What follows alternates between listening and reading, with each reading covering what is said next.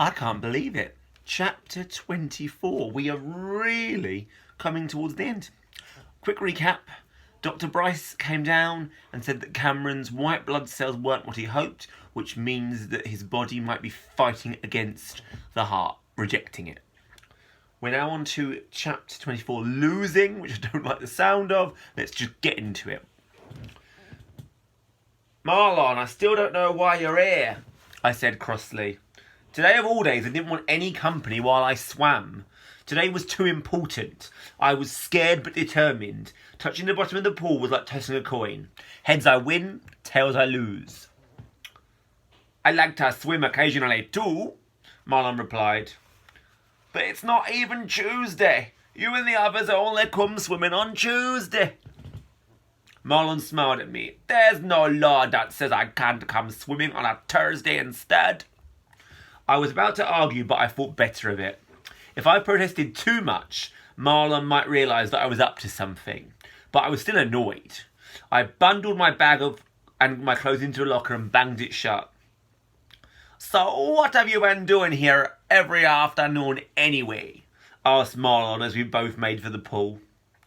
Just kicking about and swimming. I've been trying to build up my strength and stamina.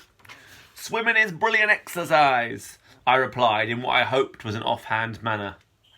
Fancy our race? Just a width but underwater? Marlon challenged. Under normal circumstances, I would have snatched his hand off, but these were hardly normal circumstances. I didn't want to waste any of my energy on a race. I knew I didn't have that much energy to spare. I smiled. Maybe later. I sat down at the edge of the pool and slipped into the water. It was cool, verging on cold, and made me gasp. I held onto the bar, which ran around the side of the pool, and kicked out leisurely with my legs to warm myself up a little. Marlon dived straight in and immediately struck out for the other edge of the pool. I watched him for a few moments. I was so glad Nan had talked some sense into me. It was a pain that Marlon had insisted on coming to the pool with me today, but I was glad we were still friends. I think if it hadn't been for Nan, I might have never have had sense enough to let go of the anger. It was strange the way things turned out. Before my heart operation, everything had seemed so clear. I didn't have long to live, so I knew what my priorities were, my family and my friends. Yet after my operation, for a while, my priorities had become completely messed up. So what was important to me now? I couldn't see past touching the bottom of the pool. My friends had all done it, but that wasn't the reason. It was a challenge I'd issued to myself. It was my way of proving that I was as good, as healthy, as deserving of life as anyone else. I looked across the pool. Marlon had almost reached the other side. I'd have to act fast. This was it. Now or never. Do it now, while I was still fresh and had the energy. I let go of the bar and began to tread water.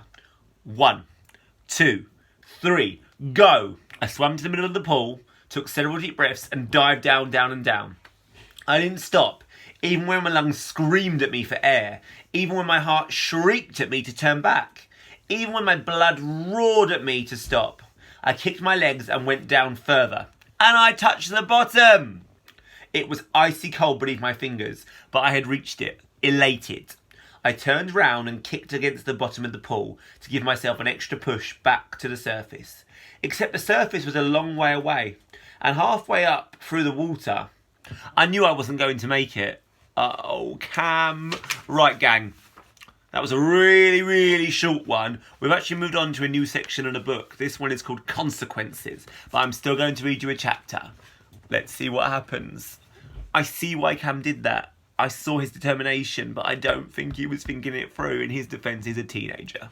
Who does think things through when they're a teenager? Okay, another chapter, and it's a longer one.